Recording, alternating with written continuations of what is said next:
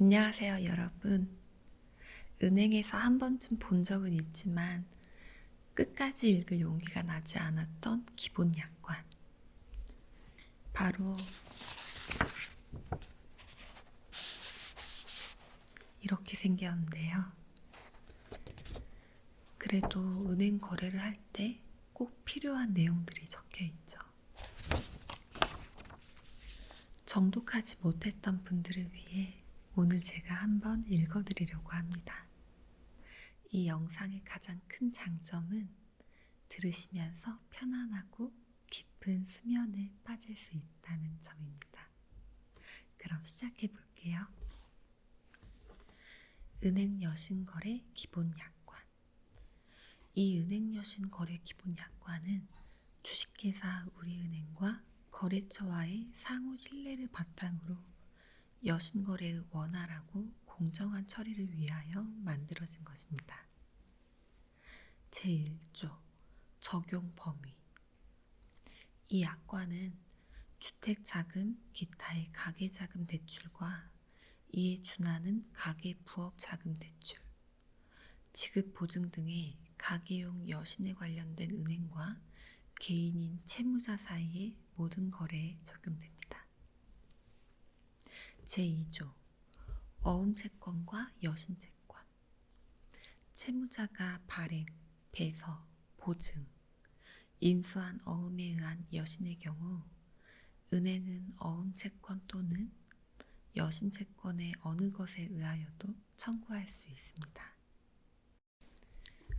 제3조 이자 등과 지연배상금.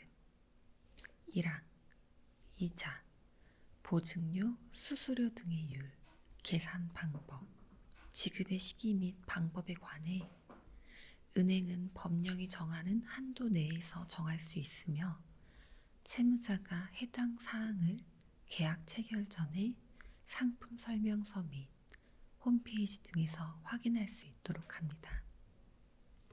2항 이자 등의 율은 거래 계약 시에 다음의 각 호 중 하나를 선택하여 적용할 수 있습니다. 1호 채무의 이행을 완료할 때까지 은행은 그 율을 변경할 수 없음을 원칙으로 하는 것. 2호 채무의 이행을 완료할 때까지 은행이 그 율을 수시로 변경할 수 있는 것. 여러분, 아직 안 끝났습니다.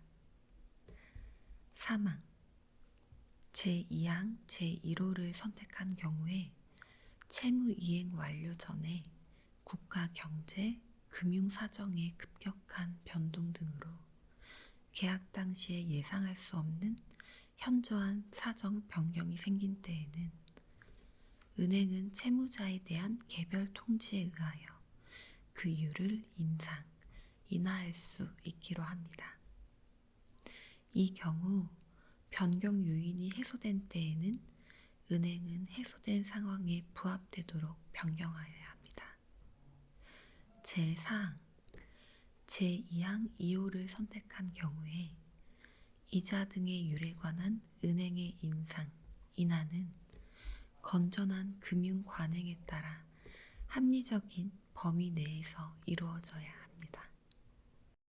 제5항 채무자가 은행에 대한 채무의 이행을 지체한 경우에는 곧 지급하여야 할 금액에 대하여 법령이 정하는 제한 내에서 은행이 정한 율로 1년을 365일로 보고 1일 단위로 계산한 지체일수에 해당하는 지연배상금을 지급하기로 하되 금융사정의 변화, 그 밖에 상당한 사유로 인하여 법령에 의하여 허용되는 한도 내에서 율을 변경할 수 있습니다.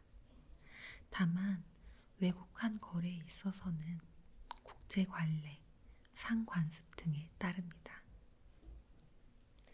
제6항 은행이 이자 등과 지연배상금의 계산 방법, 지급의 시기 및 방법을 변경하는 경우에 그것이 법령에 의하여 허용되는 한도 내이고 금융사정 및 그 밖에 여신거래에 영향을 미치는 상황의 변화로 인하여 필요한 것일 때에는 변경 후 최초로 이자를 납입하여야 할 날부터 그 변경된 사항이 적용됩니다. 제7항, 제4항, 제5항 및 제6항에 따라 변경하는 경우 은행은 그 변경 기준일로부터 1개월간 모든 영업점 및 은행이 정하는 전자매체 등에 이를 게시하여야 합니다. 다만 특정 채무자에 대하여 개별적으로 변경하는 경우에는 개별 통지하여야 합니다. 여러분, 아직 듣고 계시나요? 이제 곧 딥슬립의 문으로 빠져들어가실 겁니다.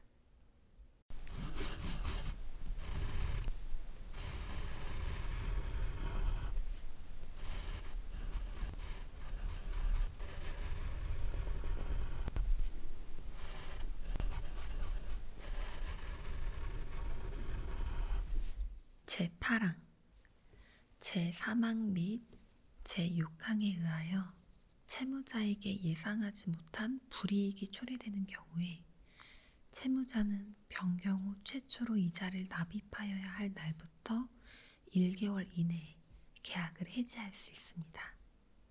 이 경우 해지일까지는 변경 전의 이율 등을 적용하기로 하고 채무자가 그 해지로 인하여 발생한 은행에 대한 반환 채무 이행을 지체한 경우에는 변경 전에 지연 배상 금율 등을 적용합니다. 제9항, 제1항 및 제2호에 의한 이자 등의 율과 관련하여 은행이 정하는 바에 따라 채무자는 약정 당시와 비교하여 신용상태의 현저한 변동이 있다고 인정되는 경우 합리적인 근거를 서면으로 제시하고 금리 변경을 요구할 수 있습니다.